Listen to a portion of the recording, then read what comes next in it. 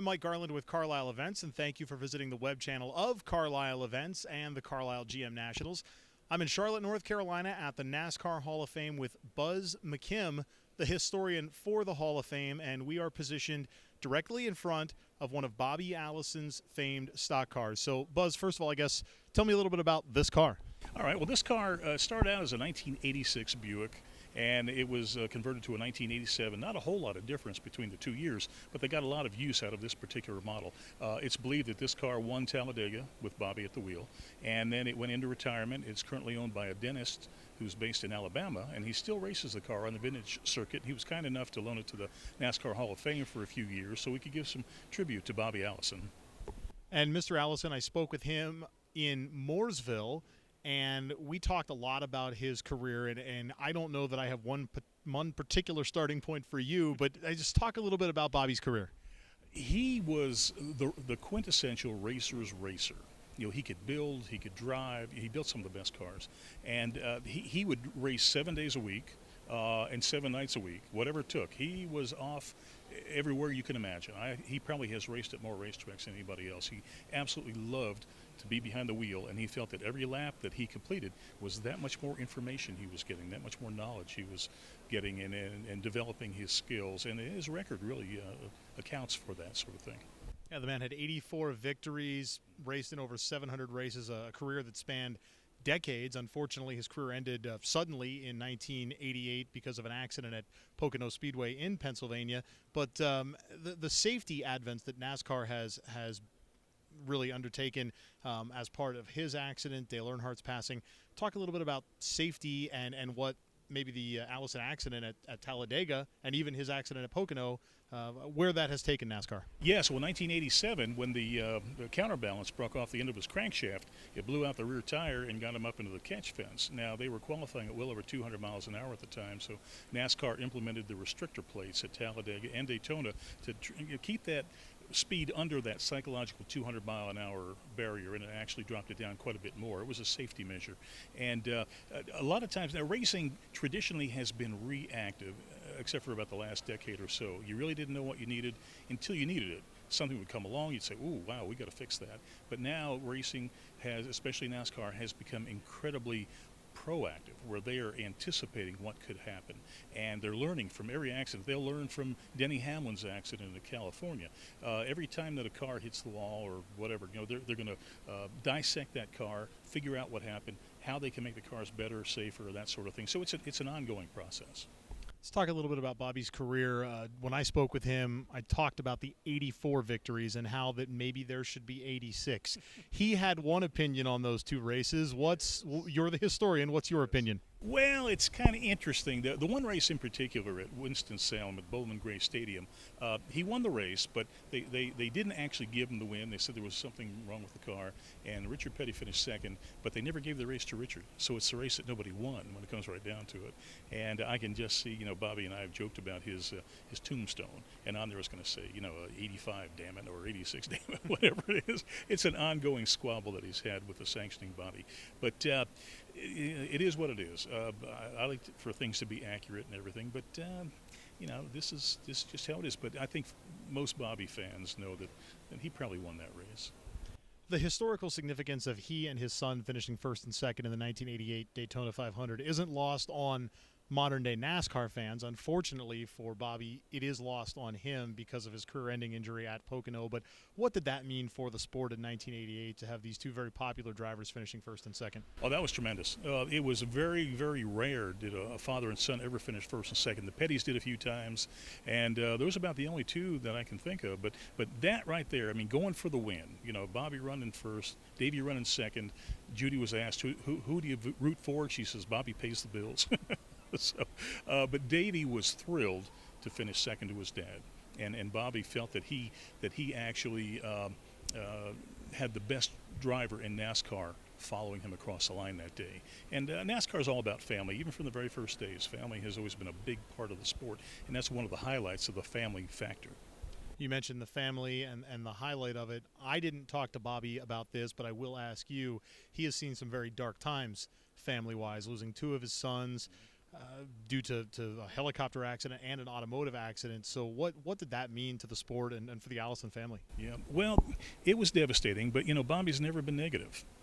Someone asked him, don't you ever ask God about the bad stuff he gave you? He said, well, not really, because then I'd have to ask God about the good stuff he gave me. He's extremely religious, and that religious base has really, really grounded the whole family. And he's got a very positive attitude. He realizes that, this is just life, and you just deal with it. He kind of reminds me of a modern day Job from the Bible, the guy who had all the stuff that came down on him, but yet he overcame it, and that's Bobby. And he's always, he always got that okay sign, and he's always very positive, and he's just an amazing guy. It shows the mettle of the people that are involved in the sport, the toughness and the resilience. Bobby Allison saw a tremendous amount of success on the Cup circuit. We mentioned the 84 wins, the over 700 starts, and the Winston Cup that he won in the early 80s. But he had a lot of success before he became a household name to the modern-day NASCAR fan. Yeah, he certainly did. And when he was a kid, right out of high school, he went ahead and he traveled to the Kiefer racing team, which was it was like a Hendrick Motorsports of today. And he kind of got himself into the shop, and he got to work there as a kid, and he learned how to prepare cars correctly and what it takes to win races and all that sort of thing. So he, just from the time he was a kid, he was doing that homework.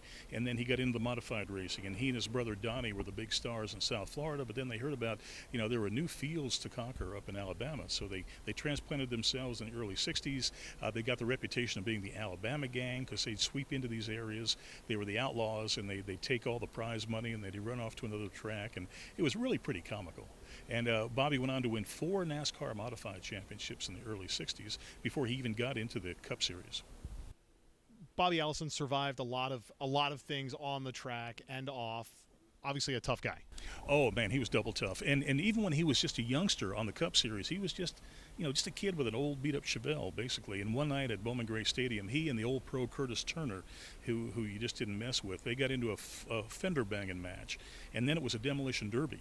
And Bobby was just bound and determined that he was not going to put up with any of that stuff. He didn't care who it was. He was out there, had as much right on the track as anybody. And so they pretty well destroyed both their cars. And Bobby said that at the next race, Curtis Turner walks over to him and he says, I think I better make friends with you. So Bobby, from the very first day, said, you're not going to mess with me. I'm not going to give it to you. But if you give it to me, I'm going to put it back on you. I asked Bobby what people should expect when they meet him at the Carlisle GM Nationals this summer. You know Bobby Allison from your work with NASCAR. What should people expect when they meet Bobby Allison? An old friend. That's exactly, what you see in interviews and things is him. He makes you feel at home. He makes you feel like you've known him forever. He's down home, folksy. He and his wife, Judy, they're tremendous, tremendous people. There's nothing arrogant about him. There's no ego or anything. He's a very humble man.